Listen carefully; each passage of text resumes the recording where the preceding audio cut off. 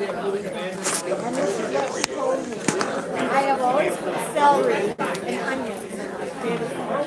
She starts with red potato.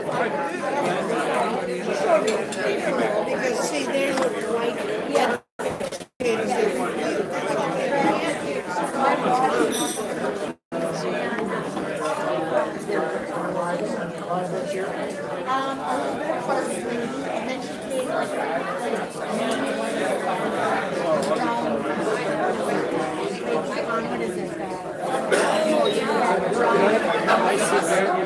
Yes! Oh, you certainly can. Thank you. So then, I'm trying to think what else is in there. We mix it up. Oh, you mix it up, it's kind of real dry.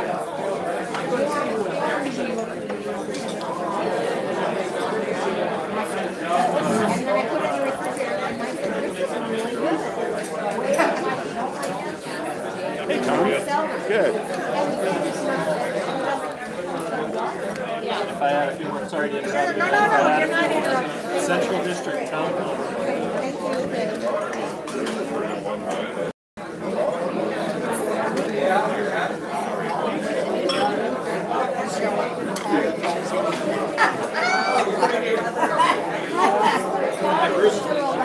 Hey, how are you? Doing well. How are you? Good. Kind of in the mad dash here to get everything running.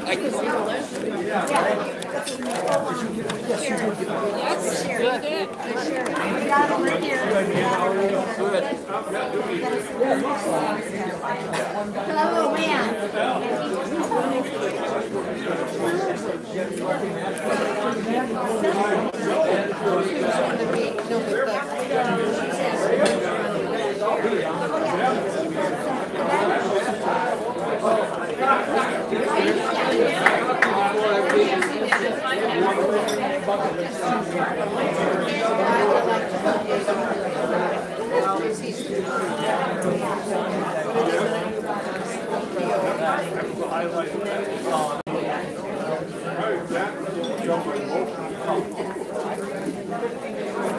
I know, you watch. He's coming.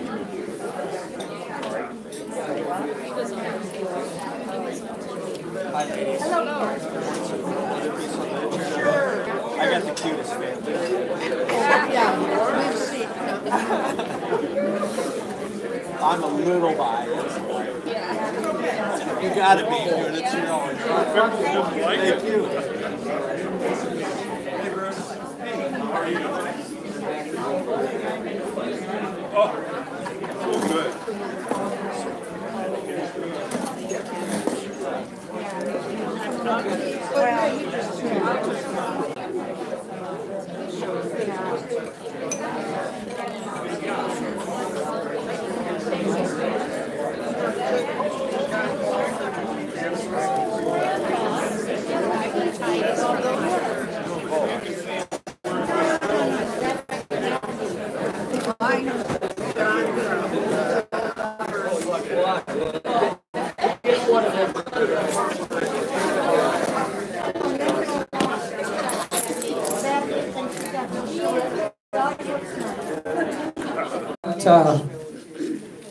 Next week, we're probably going to have an open forum and discuss those three issues that we talked about when James Smith was here, and maybe have a couple people talk about that. And later in the month, we're going to have Bill Walsh, who a lot of you know. He's going to talk about the 60s politics, which he was involved in. And then Mayor Mike Huther is going to join us at the end of the month for what was described to me as a farewell tour. So I don't have to do that now. Also, if you remember last week, we brought up McGovern Day, and there was a little confusion. And I stopped in the party office, and I'm not saying I'm still not confused, but there is no senior discount for the McGovern Days. There is a special discount for those on fixed incomes, which I've said if I've got a $50,000 salary, that's all I've got, that's a fixed income. But that didn't work at the party office, so it's mainly for people that need a little assistance to go to McGovern Days. And as my understanding, that's going to be decided on a case-by-case basis. So anyway, the basic fee for McGovern Day, if you join at the party, is $100 a seat or $7.50 a table. The forum has arranged, as we have in past years, special little discount that we're covering, not the party, but so the tickets will be $75 if you want to sit at one of the forum tables, and last year we were able to get some tables fairly close to the front. So if you want to do that, you can check with Denny or I after the meeting or next week. If you do write a check for that, the check needs to be made out to the South Dakota Democratic Party, not the forum, because otherwise it looks like we're donating that money, which we're not. So you can check again after the meeting. If you got any other questions, you can ask us then. And I did get some of you said last week you didn't get postcards. There are some postcards back there with the speakers and so on. And Ann McGovern mentioned, that's for the dinner. There is also a lunch that day. And Ann informed me that there's going to be a rather noted McGovern biographer speaking at the lunch. Ann, remind me of the name. Thomas Knock. He teaches Thomas. at SMU. Okay. Thomas Knock will be speaking, and I think he just finished the first volume of the McGovern biography. So you may want to go to the lunch too then. Okay, that's McGovern Day. Yes, it is, I had it written somewhere, April 28th in the evening, 7 p.m. I believe. So we'll talk about that a little bit in future meetings. Also, the county party has a table they're going to have at Cinco de Mayo, which is actually going to be, I understand, May 12th. And my Spanish isn't good enough to know what that Cinco makes it, but it won't be Cinco de Mayo, but it will be Cinco de Mayo, to confuse you. We do need a couple of volunteers for the later in the afternoon. If you'd like to sign up for that, I'll have this in the back table. I'm not going to pass it. But all it involves is greeting people and registering voters if they're interested in registering. And we usually get quite a few people registering at those events. So. Okay, and then on May 23rd, Forum is going to have their second annual JFK birthday recognition. May 23rd here at the VFW. And those tickets are going to be $25. No free lunches anywhere. And we do have a speaker. I'll let them all do a short opening statement, and then we will open it up to questions. So get your questions ready. I've asked them already to be brief in their answers, and I'm asking you in return to be very brief in your questions, because we want to get the maximum questions in. And most of us are pretty well read, so we know the background. So if you just ask us a brief question on what you want to know, we'll let them respond. So we'll start here. All right, thanks, Tom. Thanks for coming out today. My name is Paul TenHaken. I am originally from Worthington, Minnesota, and moved to Sioux Falls in 2000. And so I've lived here for the last 18 years with my wife, Jill. Of 18 years, we've been married, and 3 kids, Jade, Max, and Nora. Put some brochures on the table. You can see those kids on the back. The last 10 years of life for me, I have spent starting and growing a company called ClickRain, a digital marketing agency that I started in 2008, and exited that company at the end of this past year with 36 employees. You're that too, and most of those young employees.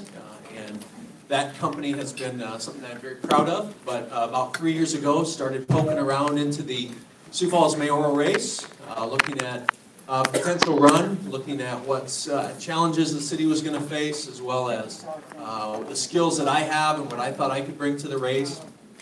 And so after much discussion and meeting with a lot of people, more than I can count, I decided to get into the race. And so that's why I transitioned out of my business.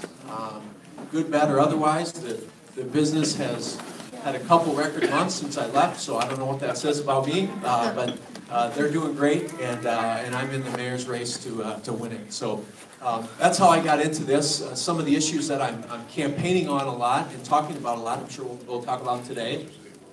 My first issue that I'm talking a lot about is our narcotics growth in our city.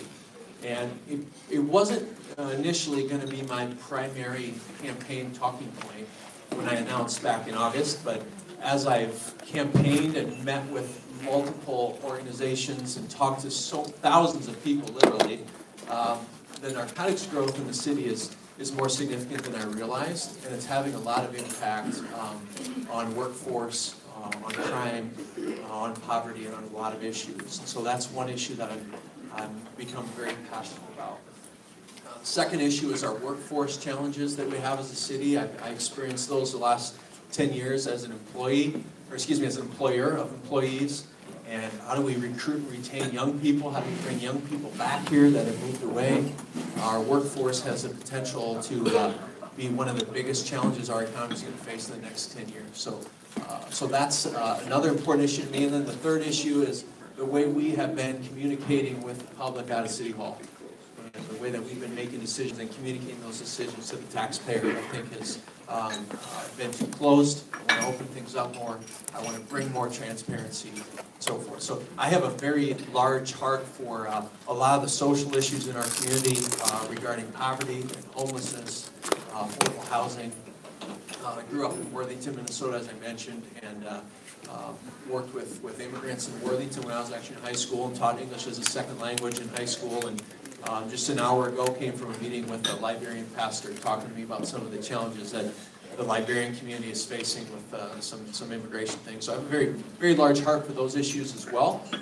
And look forward to the discussion today. Look forward to your questions, and I want to thank you for having me. Thank you. I moved here from Germany at the turn of the century, beginning of the 1900s. And when my grandfather moved here, like a lot of our immigrants that have moved here, he didn't know a bit of English. He never did learn any English. Of course, he was German. But he raised his family here, and he came here for the same reasons that all of our families have come to Sioux Falls. It's for opportunity, and it's for opportunities for our family to the religion that he believes in, and the opportunity to grow. And I'm happy to say I'm part of this part of Sioux Falls, and I'm happy to be here. I've been in business for over 45 years in Sioux Falls. We started out in a two-man shop selling Harley-Davidson motorcycles. In 1975, we got the Harley-Davidson franchise. We've grown our business from two of us, just my brother and myself, and over 4 operating companies. J&L Harley-Davidson in Sioux Falls, Glacier Lakes Harley-Davidson in Watertown, South Davidson of Fargo, which we purchased about 4 years ago.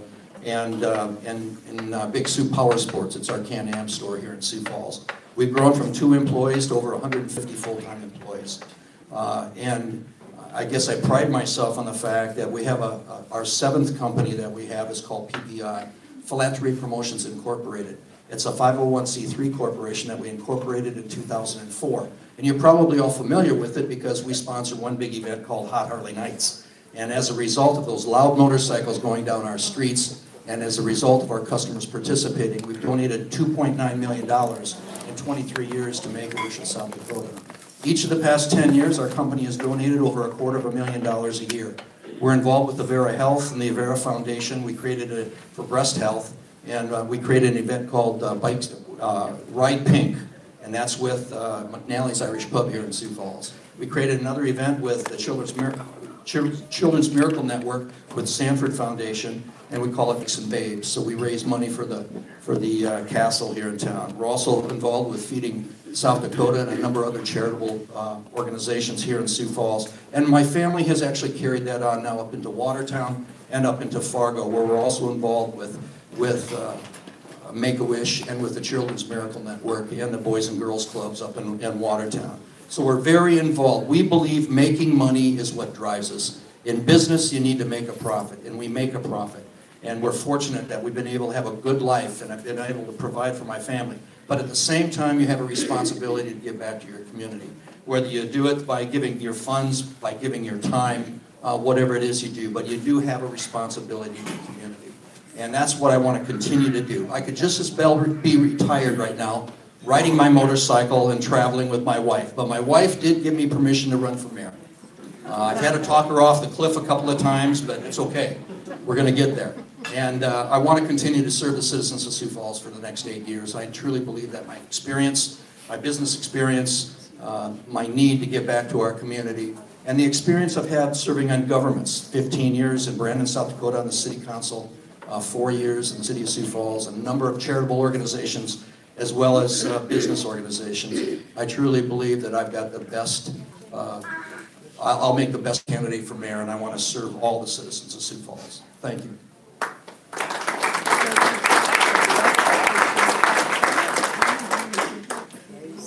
My name's Mike Gunn. I'm the one that came out from underneath the bushes. You didn't know about me for many, many years. So let me go back a little bit here and tell you. Number one, if you don't know about me or heard anything yet, I came here as an immigrant. My mom brought me here when I was a year old from Germany. My father was in the military. When they got married, he adopted me, so I became an American citizen eventually, taking my oath. But the thing is there's a couple of people in here I've seen that I've actually had through my business.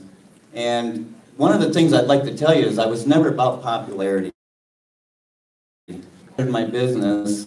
And I got some more issues with it, but we'll deal with that here this year after Tuesday. But one of the biggest things that I gave up, nobody that sat on that chairs up there really acted like they cared about the voice of the people. And now, you know why I'm sitting here now offering a difference? Not because of popularity, not because of power, and not because it's what I want. When I do something, back to the conference at now, it's Dakota Marine and Repair. I got a question. What will you three do to bring high-paying jobs to the city of Sioux Falls, South Dakota? I heard the propaganda speech from our mayor out at the Sanford Stream that said that there's 5,000 jobs we need to fill. Those jobs are $10 jobs for the majority of them. Preferably, if you guys would try to work with the labor union in the city and bring in high-paying jobs, I think we could get a lot more done. Could you elaborate on that? Yeah, great question. One thing I've heard a lot for many, many years is Sioux Falls has jobs. We have jobs. Come to Sioux Falls. We have a lot of $10, $11, $12 an hour jobs. But can't raise a family. Right. Thank you for that. But you're right. But the challenge is we have businesses that want to come here. We have businesses that want to bring high-paying jobs. But they see the challenge we have with our workforce, which is why in my opening statement I said the second thing that probably has the biggest potential to impact our economy is our workforce and our ability to grow a workforce. So we have to demonstrate to a manufacturing company that wants to bring $20 an hour jobs here that we have a workforce that can support that and we don't just cannibalize another business. And so that's why it's kind of a chicken or egg. Does the business come here or do you grow the workforce? And for years we've seen that businesses don't come because they want to see the workforce and that we can recruit and retain a workforce. So that's where I think it starts, is having someone in City Hall that has grown a young workforce, or that has grown a workforce period, and has demonstrated the ability to bring in employees from out of this market, because that's what we're going to have to do as a whole in order to bring in those companies that do have high-paying jobs. I'm currently the board chair for the Zeal Center for Entrepreneurship. And so I have a real passion for entrepreneurship. I have a passion for job growth and incubating businesses. We have a project called the USD Discovery District out on the north end of town. That is a biotech research park that the city is help funding along with the state, along with the Development Foundation. And that, their pro forma is predicting, when that thing gets up to full speed, 2,300 jobs. And those jobs are middle class and up jobs. They are good paying, clean biotech jobs. So those are the things that the City Hall and the mayor has to support. Because funding for that project, the city has about $150K they put towards that every year. It was on the chopping block last year because that wasn't important to the administration. And we have to keep funding those things because that's how these jobs are going to come. Yeah, there is no doubt. When I talk to the people in the city of Sioux Falls, there's four things that strike them a little bit. Pretty much, most people are happy with what's happening in Sioux Falls. However, there are four areas that there is some concern. First is good paying jobs. Still top of mind to everybody that we have in the community, good paying jobs. The second that we talk about is safety.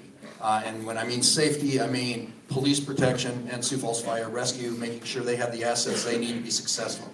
Because if we have a safe community, we've got safe housing, we've got safe workforces, we got a safe workplace, we have safe schools for our kids, all key in workforce development and bringing more people into the city of Sioux Falls. And then, of course, affordable housing keeps coming to mind. And I'm not talking about subsidized housing here. I'm talking about affordable housing so that people that are making $15 an hour or on up can have a good place to live, whether it's an apartment or, of course, the American dream of owning your own house. And then the last mind to everybody is more communication and having an open city council or transparency between the city administration and city council and the community that's out there.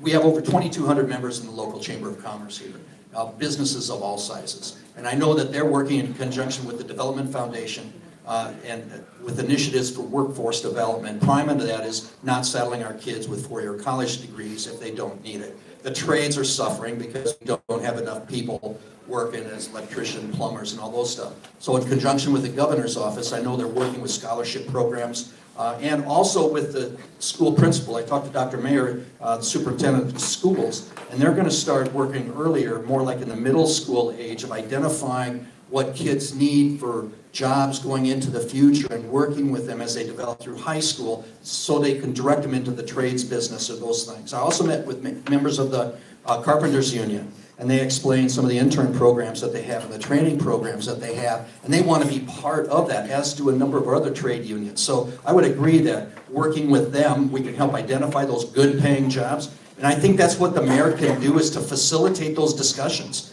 Because the mayor does not have the answer, right? He's kind of the captain of the ship, so to speak, but he can bring those resources of schools, of government, of the private sector together for more discussions, and we should be at the table. One of the things in private business, I can tell you right now, we spend a lot of money going outside and offering programs for businesses to try to get them to come into Sioux Falls. Okay, but we don't offer those programs to our local businesses that have already proven themselves here by paying taxes, hiring people, and they're invested in this community and they give to this community. They may not have the opportunity to do a TIF or a tax abatement or any other programs because sometimes the administration or somebody downtown has said, you're already here. We don't need to give you anything because you're already here and you're going to do it. That's not the way you treat good citizens of this community. So we need to reevaluate all of these programs that we have that we can bring to the people and make sure they're pertinent and relative in today's marketplace.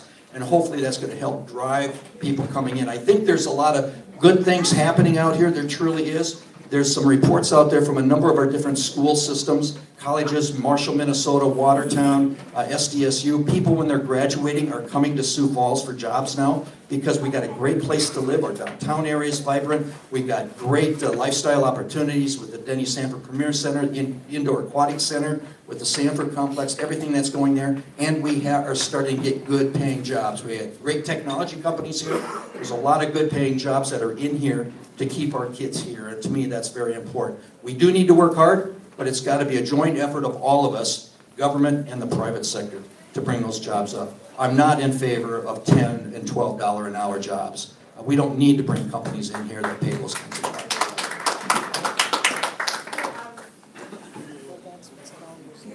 Well, you guys ready for the truth?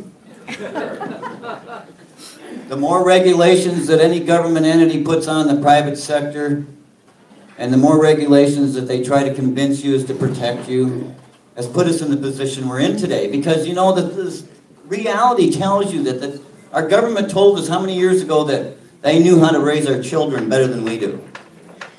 I don't know, I've seen a lot of children right now that need a lot of help. Because the parents were told they couldn't discipline their children, but a lot of those children today are ending up in prison or jail, or they think that they don't have to listen, they don't have to respect the adult. So my point is here is when government takes over and says that they can do something that you know we can do, we don't need to be told how to do it. Government is taking our freedom away to be able to have the choice. And the other thing is we're talking about $15, $20 an hour jobs, and they still won't help these people live and pay rent today. Because that means that they're going to make more money per hour. Our government's going to raise permits. They're going to raise conditional use permits. They're going to raise, business licensing. Everything's going to go up. If you haven't seen it already, every time somebody gets an increase, the government wants theirs. It's time to decide that we keep trying to escalate up to try and get up ahead of our cost of living, And we've got all these ideas. People come up with all these, and then we hire outside places, you know, $850,000 to tell us what we do. And we got people that are working for us making $160,000 a year. Then what are they doing? Why are we paying them if they're going to outsource to figure out what we got to do? So we have to make sure that our government starts not spending money foolishly and then expecting you, the taxpayer, to pay it. How can we ever expect to give somebody $15 an hour raise when our city government, our county government, our federal, and our state are going to want their cut? I think it's time that we show them through the city, because that's the only place the mayor has any control, is to say we're done overcharging the citizen. We're done overcharging the small business. Let them give that to their employees, and we're done letting housing go so high up that it doesn't matter who you are. You can't afford it. One little incident, a hospital stay, breaking your leg, getting an illness that you just have to stay home, and you fall so far behind, you're going to lose everything you work for. Why do we want to allow this to continue? We can talk about bringing in outside business, but if we take the restrictions and drop them off that we don't need, that just more or less put us against each other, put citizen against citizen, my neighbor did this, my neighbor did that. And you know what? You don't win. The city tells you that you're protected because we're going to protect you. But when you go against your neighbor, instead of sitting down and talking to him, when there's a fine laid out, how much of that fine did you get? You didn't get nothing, but the city made money because they got in the middle. The city has been nothing more for the last 25, 30 years, the little kid in the background egging on the fight. Because every ordinance we have, every regulation we have, is to be held against you at any time they want. And if you can't see that, then vote for the other guys that think that more regulations are going to help. Because they're not. Every time we make a regulation, we say, we're going to protect you from your neighbor. The only one that's going to benefit is the city, and the city should not benefit. We should be a service, not a business to make profit. If you hear the word profit in a business for a city, then who are we competing with? You, the citizens. I don't understand how it isn't obvious. Okay, another question? I'm going to piggyback. I'm going to leave the last answer there, just sitting there. I'm going to piggyback about what was sort of talked about before, as far as workforce, as far as bringing the people we want to bring to Sioux Falls, as far as keeping our young people.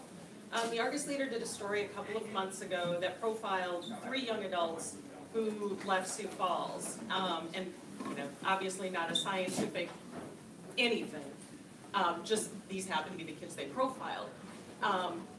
All 3 of them named South Dakota's political climate as one of their reasons for not wanting to stay here.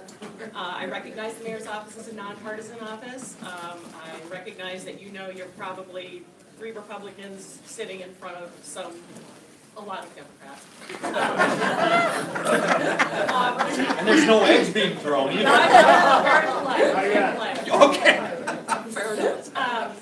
So my question is to you, while not thinking about party, what can the mayor do to make our political climate more attractive to young people? So we're bringing in the businesses we want, we're bringing in the types of jobs we want, and we're keeping people we want to keep. Okay, well, a lot of young kids are leaving Sioux Falls, but it's not only the political problem. It's the idea of opportunities, okay? Now, I'm talking about the thing of, everybody tells me we can't deregulate, we can't do that. We're going to fall apart. But I'm telling you we can deregulate because we have what I call a nitpicking rule, which means there's so many rules on the books. They stop people from having or even feeling like they have any freedom. They don't have any choice. They don't have a chance. And my own kids left the state because they thought they'd have better opportunities in bigger cities. Well, my oldest is now moving back because he's starting to think that maybe there'll be a chance that he can do something here. I'm going to put him in the business, by the way. So the thing is it's not only the political side of it, because see, when I decided to run as a Republican, it's not, a Republican is a party, as you said, a party. My heart is for everybody. I'm not here to represent the Republican or the Democratic Party or the Independent. I'm here to represent the people. I don't go by the party's ideas. I go by what I think is right for the people as a whole. And like I said, it sounds far-fetched maybe to you, but the more regulations we make, the more freedoms we take. Do you feel like you're free, like you can paint your house any color you want? No, you got to deal with the neighbors. It's okay if you deal with the neighbors. The neighbors are who you have to get along with. But when the city gets involved, it costs you money. Every time we make a rule, a regulation, we charge more for permits. How can you afford to keep allowing this, regardless of party? And kids see this. They don't see an opportunity. They see that they have to leave to get an opportunity. They go to smaller towns, some of them, because they don't have all of the rules and regulations saying they can't do this, they can't do that. Kids leave for many reasons. But I think that to keep them here, maybe we should show them that they have a chance to be somebody, to be who they were supposed to be, instead of who we decide they should be. I actually asked my sons to leave and my daughter to leave. I wanted them to go some other place to see what it was like in other communities. And my son moved to Atlanta for 2 years, and then he called me up one day and said, "Dad, I'd like to come home and work in the family business." And I told him there wasn't room for him. And I said, we didn't need another employee at that time. I said, you fill out a letter, you send it to me, you fill out a job application. The letter, you tell me why you think that you'd be good working in our business. He did that. I still have the letter today. I haven't told him that. I was pretty proud of that. But he did come back home, and he grew up cleaning toilets and mopping floors and everything else that goes along with it. I guess what I'm trying to say is that I really truly believe the reason I'm running to be mayor is because I look at this race as a non-political race. If it was about being a Republican or a Democrat, I wouldn't be running. Okay, this is about running for community. And how as a group, together, we're going to improve the community. There is no one answer.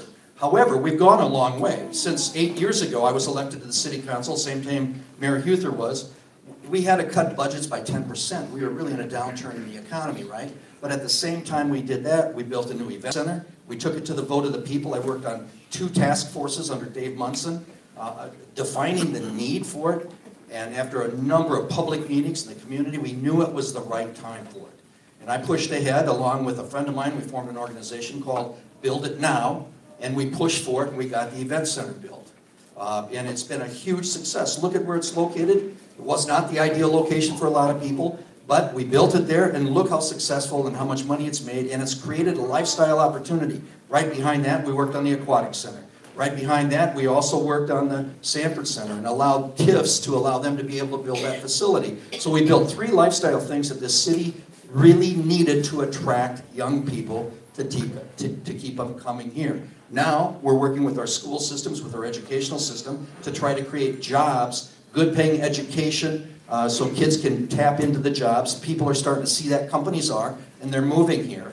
And the mayor has to be involved in those kinds of things, providing a safe community. I've lived here for 66 years. We've always dealt with crime in Sioux Falls. It's always top of mind to all of us. And the police have always had the tools they need to be successful. Sometimes, because of the decisions that we had to make with the defined benefits program and having to go to the state retirement system, we lost 22 senior officers about 4 to 6 years ago. The city finally has just filled those positions in the city, and now we need to look to the future and what we need to ensure safety.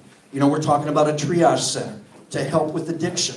You know, for a police have someplace to go to take our people to off the streets, you know, whether it's drugs or whether it's alcohol. A first step. I think we're going to get it done in the next 4 years. I'm committed to the program. It just makes sense to do, right? So I think we've got the tools, but there is not one answer. I can't stress that enough. This has got to be a community effort, and it takes the work of all of us. Independents, Democrats, Republicans, male, female, all of us have to be involved in this, young and old. I'm excited when young people get involved in the political process, understanding their community. The problem is not enough of them do, because the world today is so fast moving. They're concerned about their relationships with their jobs. They're working hard at that, okay? And they just forget about what's got us where we're at today. So we need to encourage that kind of participation. But again, this is about community. I was looking at my watch. I was giving him the wrap it up. I'm going to back up because I don't want to talk to you with looking at my back. Great question. I read the same article. I was a little frustrated by it. because I would also like to see the Converse article interviewing 3 to 4 people who've moved here in the last 4 or 5 years and why they chose to move here. And I have a lot of employees at my company that moved here from Duluth and from Ohio and from Nebraska. And some of the reasons they moved here were for the opposite of that article. So what I think, though, is really important, and Jim alluded to it, I took out petitions to run for state legislature 3 years ago.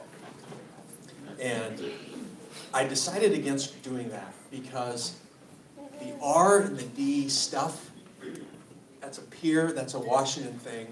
I love Sioux Falls, and I love the people of Sioux Falls. And the brochure that you have on your table, my tagline for my campaign, when I sat down to do this, I came up with passion for people, because I love people, and I love all people. And what happens a little bit is I am known in this race, and it came up on our KSFI debate, I am the Christian with conservative values in this race, which in some people's eyes means you're intolerant, you're xenophobic, you're homophobic, and so it checks all the boxes. Scott Harrison back there saying, yep. Which is that's not me. And all you have to, I know you are, but all you have to do is look at my track record of, in my business, for instance, I give all my employees extra week of PTO every year and an additional $1,000 to go on an international service trip overseas to serve in a third world country. Because I want them to experience what it's like to be a minority in another country and what it's like to see what happens around the world. Gave all my employees extra PTO to go teach English as a second language at LSS. So I have a demonstrable history of showing that I am for all people and love all people. I will agree, the political climate at times in South Dakota is tough.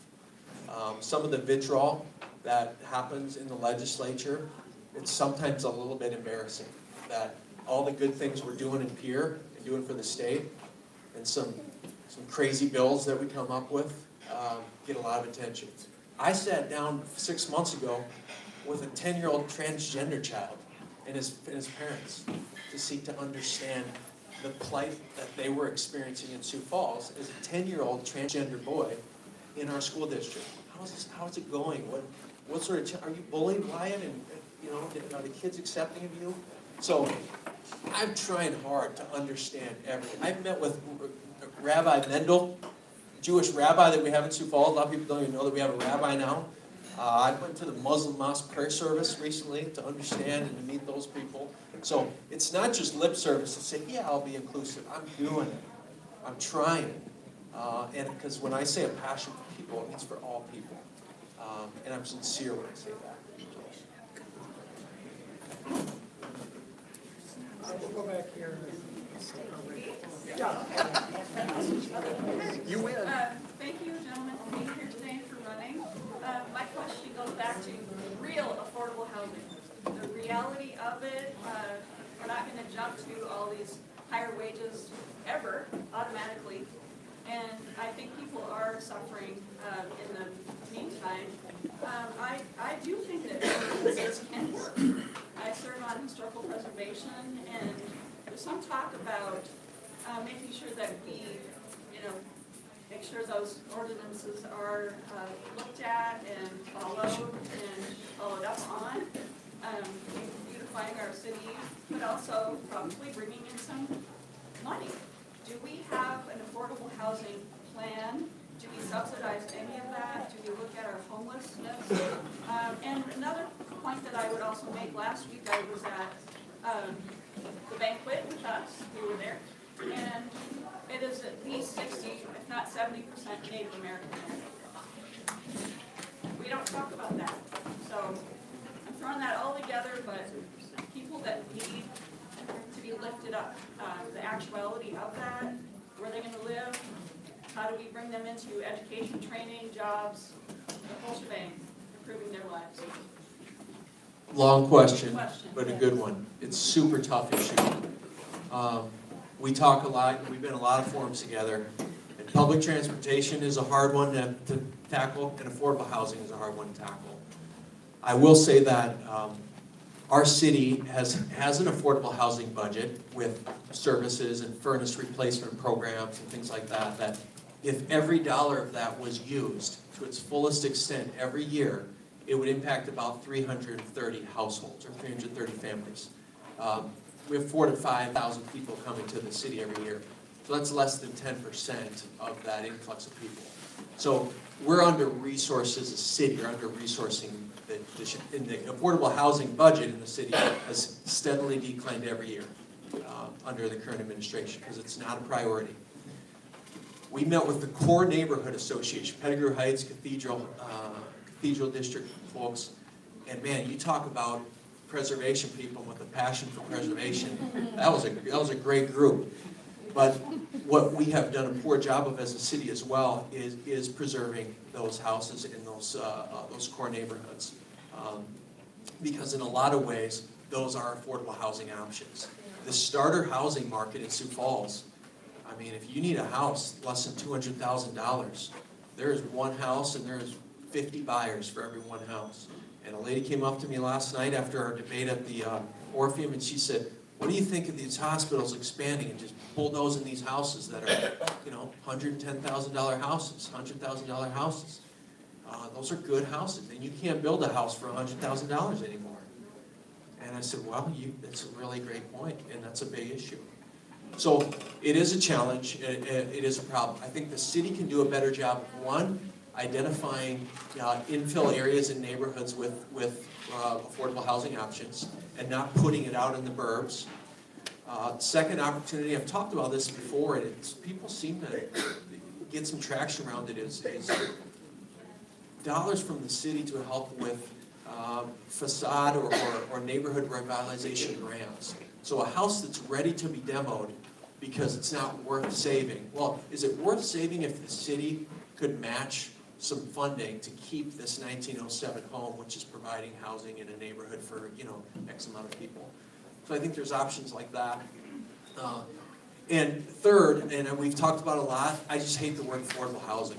I'd like to stop using that, because I think when we say that, that implies there's a misnomer in our community that means it's where poor people live, it's where addicts live. Affordable housing, no one wants it in their area, and that's just not true. Affordable housing is, the person who just served me at Coffee this morning needs affordable housing, needs workforce housing. It's also just changing the stigma in Sioux Falls, I think, around that is also very important. There are a couple of city projects through community development. One of them is they take blighted houses and neighborhoods back taxes. The city will take it over from the county, pay the taxes. A lot of times they tear the houses out because they're not worth rebuilding. It just costs too much. They can't bring them up to code.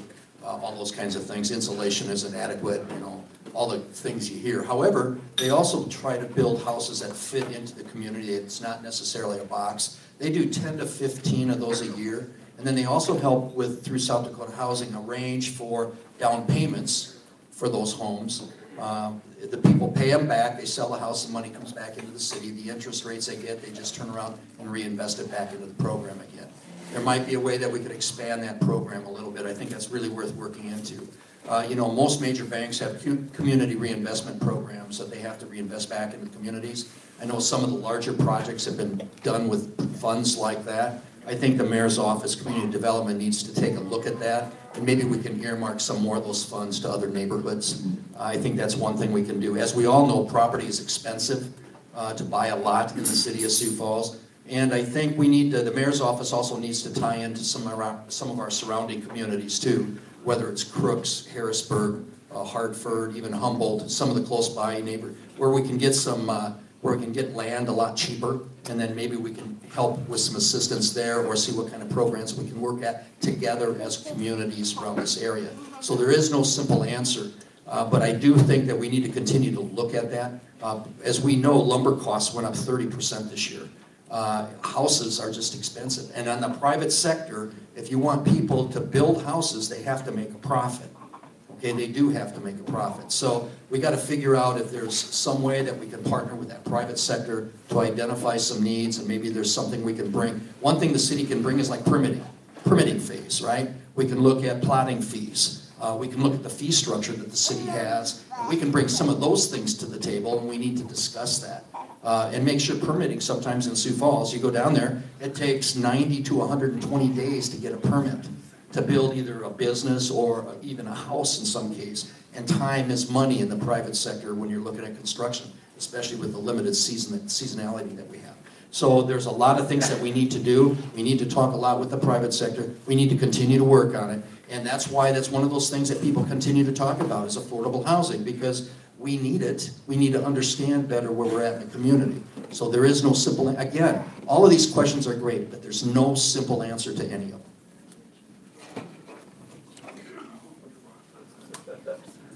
It's me again. Okay, I gotta stand up. I got a bad leg, so if I could just stand up for a second here, not that I'm trying to stand out or nothing. Okay, how do I work, you know? How am I gonna be the best mayor in Sioux Falls? Let me tell you, can we do a little history here? Because you guys got more history than I do.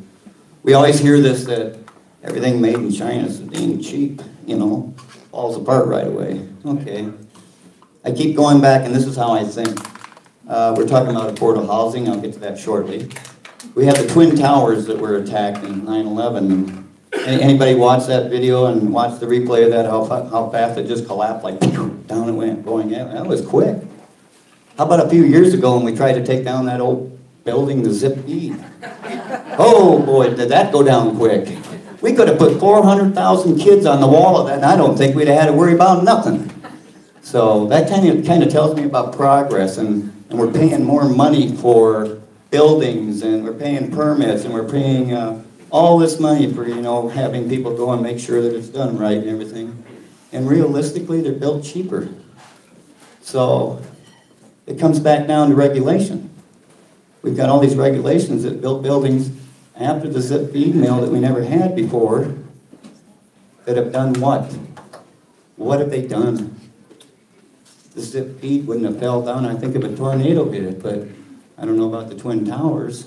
But see, the thing is what I look at is sensible spending, sensible charges, and as far as affordable housing is never going to be a reality until we make sure that we get the federal government out of subsidies. Because see, what we're missing here is we're supporting the poor through federal, county, and state. The city doesn't have a lot of control over that. But what we're missing here is the working class. If we're not going to help our working class, where's the money going to come from? How can we ever change something until we make sure that our poor are also given a hand up to be able to make some of themselves? But here again, regulation restricts them from doing things. If we're going to keep restricting everything and making sure that we're safe, I just brought that scenario up about the Zip Feed mill. We're safe because we're not building things like that, okay? Common sense, folks. I think we have to look at our history and bring that to today instead of thinking progress is really the way to go. Because until we want affordable housing, we have to concentrate on the center of who is in our working class. When they need help, the city needs to start making sure we put that tax back into that working class so that they have a dream. Because when you take people's dreams away, when you take their hope away, first thing they're going to think about is the old Calgon, take me away attitude, which is usually drugs, alcohol, or whatever. They need to feed their families. They need to pay their bills. But they can't do that if their hands are tied.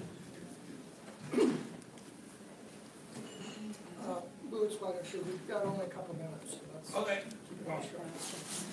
Mine also feeds into that as well. I'll be honest with you, I'm on disability. I have been for 8 years. I was a certified ASE mechanic and also a certified welder, and not possible anymore. I broke my foot standing for 6 hours in 2 places because of a genetic disorder. There's no realistic way for me to enter the workforce again. But what I do in the community is advocating and getting involved in my civic duty, because that's the only type of activity I have left that my body is capable of. But because of the sacrifices I make between workforce and settling for just doing something volunteer, there's no real incentives for me, one, with housing, and two, couple of bucks more child support, and now all of a sudden I don't qualify for food stamps and things like that either. So with the prices of apartments now, literally left picking pennies out of cracks at my place, because there's just nothing left. It's not possible to go around. I realize there is no magical fund of pulling money in to create affordable housing, but what we need is ingenuity, since the money isn't realistic. What ingenuity can you bring? Well, and I can relate to that because, you know, I myself am on disability. I do have my business, but I don't work it. I entrusted it to my employees. I'll be turning it over to my oldest son now. But the thing is you're limited. I understand what you're saying, and I got to commend you too for staying active on the advocacy. But the problem is there any real fix? But the thing is what I project is to quit spending $26 million, $110 million on a gamble when we should be taking that money and helping people like you. Because, you know, you did pay taxes up until you were hurt. You can't get back into the workforce, or maybe you could, but the thing is we haven't really spent any money on looking towards that, have we? And what we need to do is, you're one of them I'm talking about. You need help to get over the hump. Been there many a times. Because when you ask for help, they always tell you made too much, or you make $1 too much. But when we go to the people that are on the federal subsidies, the state subsidies, I'm not saying it's a bad thing, but they get everything. And the working class is, like you said, left in the dark. You just got to deal for it yourself. I've been there. I was homeless. I lived under the 8th Street Bridge for 6 weeks before, at 16 years old. I decided to get up and try to do something. I got offered a job. I went and took it. Then I went and stayed with my uncle because my parents weren't happy with me. They didn't want me to live in there. But the thing is, you're the person and all the working class that we're forgetting about. We need to start taking city taxpayers' money and putting it back where we need to put it. We can't control the state, we can't control the county, but the mayor, you know, the whole state is watching this election right now. Because everything Sioux Falls does affects the rest of them. So, but that's what I'd like to do, is try to make sure we take our tax money instead of spending it on something we can get by with, we don't need it right now, and help people like you, and help the ones that are trying to work and trying to afford a house or pay their rent. You know, I don't have an answer. There is no globe to, you know, there's just no 8-ball or any globe to take a look at here. But I do know that it's got to have conversation. The whole community needs to deal with these issues. Facts are the city budget is just under $500 million. It's a zero-based budget. So the mayor comes up with a budget. We project what the revenues are going to be coming in for the city. They take those revenues, the city departments build their budget based on the projection of the revenues. So it's basically a zero-based budget. Included in there is police fire, is included in community development, and the way we assist other organizations, those kinds of things are filtered in or built into that. And then it goes to the council, and there's very little a council can do except move dollars around on there, right? So we have projections right now of fairly flat revenues. We're going to continue to grow, but in the mayor's CIP budget, I think he projected a 1 to 1.5% increase over the next 5 years. So there's not much growth there. So we need to take a look at a department level at those things. The opportunity is going to come with if there is a surplus at the end of the year, like there was this year. They took $2 million, applied it to debt, saved the city about $500,000 or something in interest like that, right? And then they have $1.5 million that they're working on now, roughly $1.5 million to $2 million, that they're trying to decide where they want to do it. The council wants to spend some of these dollars on some one-time items that they think that they can make an impact on. So that's where the opportunity comes in the future, how we impact that. The Dudley House was a prime example of that. When I was on the council that one time, we had a surplus and we invested $100,000 in the Dudley, but we did do that. Those are the things that we got to look at, but it's got to be community-based. Some of the input has to come from the community on those things, working with the city council and the mayor. We need to have some more dialogue about that throughout the community. I'm sorry, there is no silver ball here or silver bullet to answer this. We just got to keep working towards trying to find out what we can do. And it does take a partnership with the private and public sector to get this all done. The mayor can be part of the table, though. He can help facilitate those discussions. Yeah, my answer's going to be similar to Jim's, and it's probably going to be a little shorter, but no offense, I mean, yours was great. But to provide affordable housing solutions, we need to work with the private sector, one, but we need money. in order to get money, we need to have a revenue source. A revenue source for the city right now is a flat revenue source in our sales tax growth. So I want to grow spending in our city. We grow spending in the city, we have more dollars to invest in needed programs, needed services.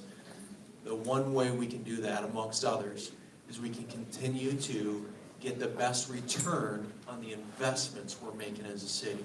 So, for instance, we have a large rail yard development project that the city is currently, hopefully, going to reveal some plans on what's going to go in this rail yard. This rail yard has the potential to be a cash stream for the city, sales tax revenue, property tax revenue.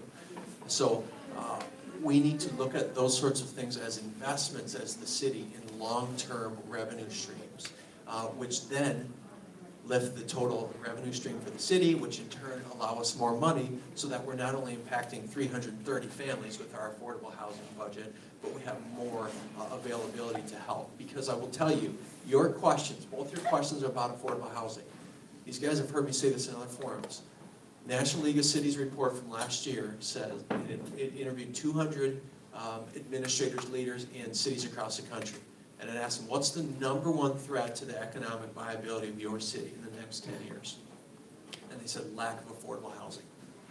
So if that is the case, and that's as big of a threat as those 200 peer cities say, we should not, our budget should not be doing this in those programs. We should really be making sure that affordable housing is a focus for the city. Thank you.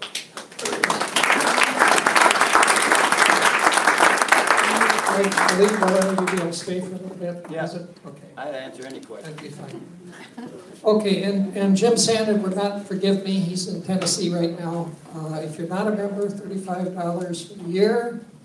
And we even welcome Republicans and mayors. Okay. Have a good week. And if any of you want McGovern tickets or tickets at the forum table, you can check with us in the back here. Take care. Thank you all for coming.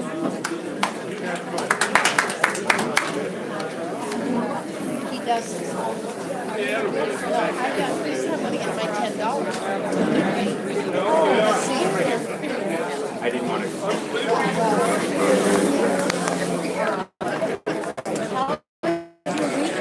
to.